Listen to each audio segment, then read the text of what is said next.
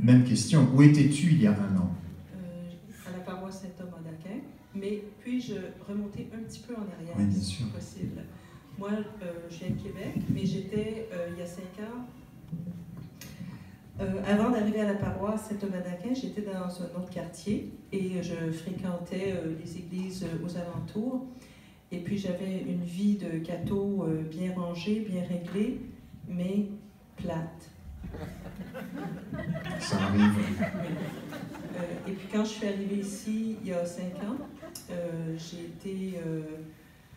j'ai commencé à venir à la messe tous les jours et puis je pense que vous m'avez spoté. C'est sûr. Parce que rapidement, bien, enfin, j'ai eu des petites demandes, puis j'ai dit des petits oui. Et puis, de fil en aiguille, bien, je me suis retrouvée dans différents services. Et puis, il y a 1 an et demi, si c'est la question, Oui. j'étais à la sacristie et c'est tout. Non, j'avais aussi une petite responsabilité dans le journal Saint-Thomas. C'est ça. Et puis, tu es parti dans l'aventure d'Alpha. Oui, par Alors accident. ça, je suppose, par accident. Oui.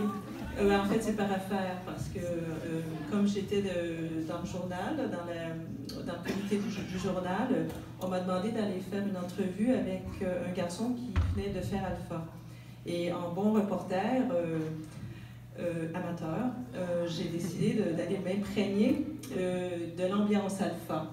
Une soirée, donc j'ai demandé d'assister à un souper, etc., la soirée.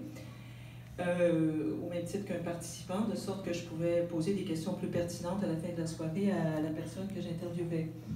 Et puis, pendant la soirée, j'ai été un peu choquée, dans le sens où j'étais une catholique bien impliquée, avec une foi apparemment très solide, mais aux questions très simples que je me faisais poser, qu'on proposait à ma tablée, j'étais incapable de répondre. Alors je me suis dit que si j'étais incapable de répondre à des questions aussi simples sur ma foi, c'est que j'avais sans doute un problème. Et puis je pense bien que mon problème, c'était que peut-être que mon cœur n'était pas connecté à mon cerveau et à mon organe de l'allocution. Alors, si bien que je me suis dit que je devais probablement poursuivre le parcours et j'ai embarqué pour ma plus grande joie. Tu as fait un parcours? J'ai fait le premier parcours en tant que participante et après, on m'a demandé de faire, d'entrer dans l'équipe d'animation. Donc là, j'ai animé à l'automne, j'ai animé une tablée, la table 8. La table 8 qui parlait très fort et qui dérangeait la table 7. C'est la meilleure. La meilleure table, c'est la 3.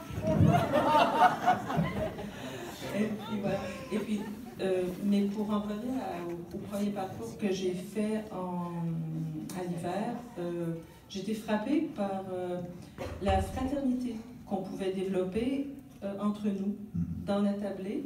Et puis, j'ai aussi eu une très belle expérience pendant le week-end Alpha, qui est comme un moment assez important, je dirais charnière dans le parcours Alpha.